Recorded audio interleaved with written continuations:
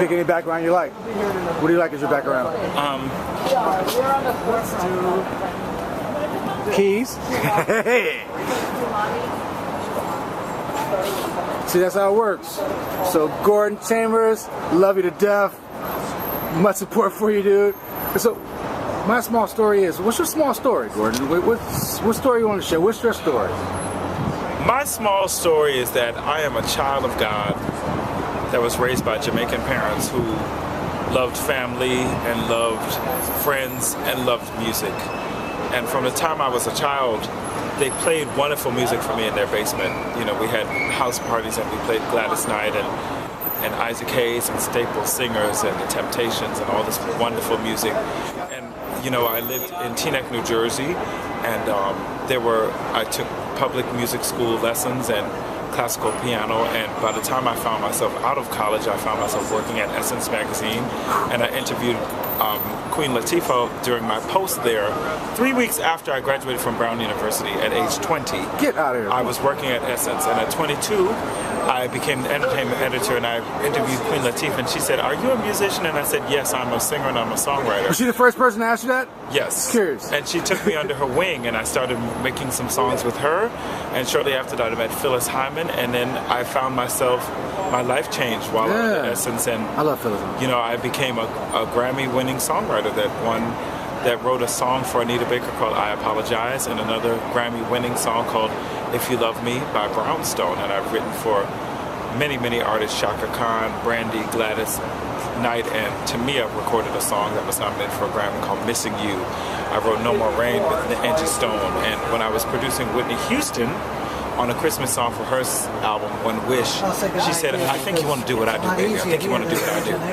What was that like for you to be inspired me to go solo. She said, "I think it's time for you to sing," and that's when I began being a singer, and I've released 3 solo albums.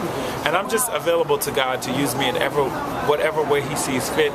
Now I love to sing. I love to be with people. I love to perform. I love to look people directly in their eyes. Did you always know? I mean, you always believe in yourself. Did you always know that the people that wanted to share and hear your voice and your words? Because at a young age, you know, like, because when people are watching this, they're also wondering, like, what is it? What can I get from this interview, this conversation that can give them some inspiration?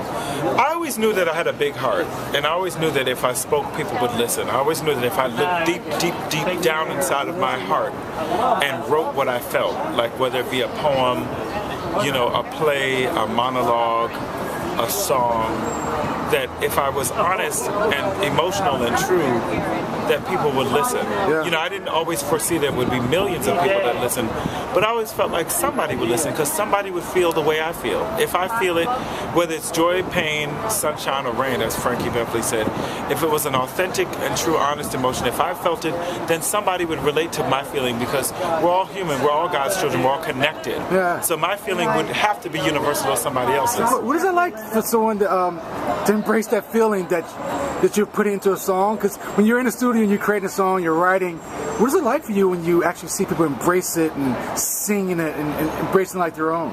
It's really, truly amazing. You know, I remember... Because you don't know that before it happens, right, No. Gordon? You're sitting there, I mean, how did I... You know, when I first started to get my songs placed with these major mega artists, I mean, it was overwhelming. Like, I remember being in the studio with Gladys Knight and hearing her sing words that I wrote, and I was like, oh my God, is this Gladys, who me and my mother used to listen to as children? And I had Gladys call my mother at work, and Gladys called my mother and said, "Val, it's Gladys, and it's Gladys Knight." And my mother hung up on her 3 times, and I called Mommy back. I said 4 times. I said, "Mommy, it's really Gladys. I'm producing Gladys Knight. It's a surprise." So, you know, I'm just so thankful that my dreams have come true, and that I'm a living testimony now that to share with other people that their dreams can come true. Would you say the turning point in your life, was it the Essence opportunity from Brown? Just curious, what was that? You know, being at Essence was really a major turning point because I was at the hotbed of networking. Tonight we're at a networking party tonight that my friend from college, Dave McCants, put together. He's a Brown graduate like myself.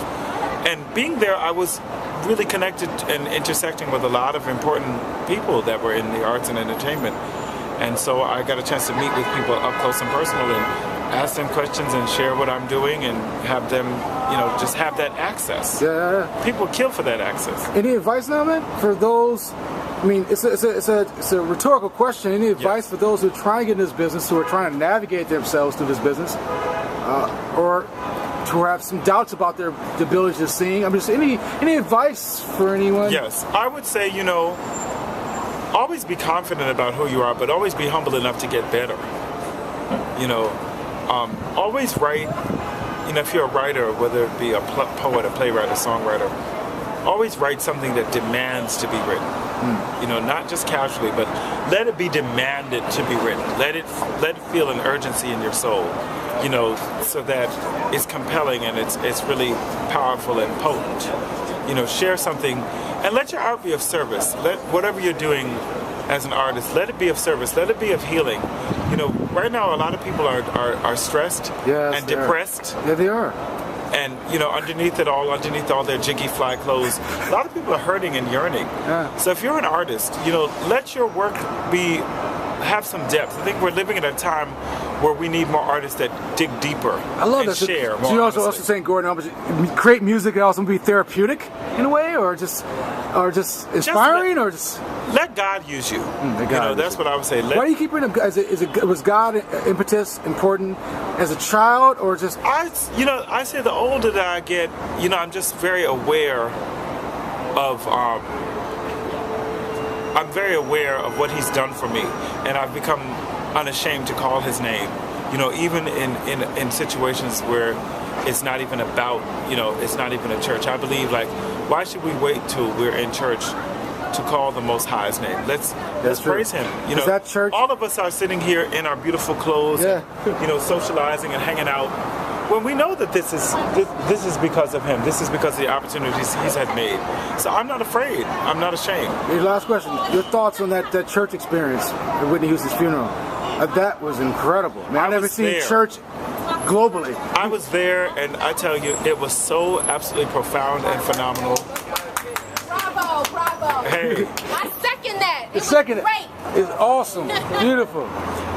Being in that pew was, first of all, it was the greatest honor to know that someone, who was the greatest singer of the 20th century, that I was thought enough of to have made an impact in her life in any small way, to have been one of the 1,500 people that were invited to attend. And that list was pruned and pruned.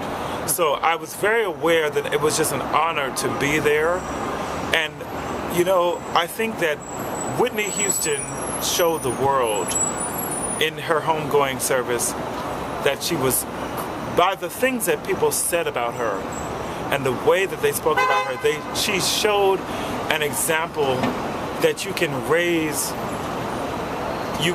the highest highs and still praise the Most High. Because Whitney never ever gave up her faith. The last words she sang publicly were, "Yes, Jesus loves me." Yes. So an angel was called home, and it was an honor to have been there. And that's what it was. Thank you, bro. Love that. All right. Gordon, how do people get in touch with you? Is it one to My reach out to? website is gordonchambers.com. That's GORDON chambers.com.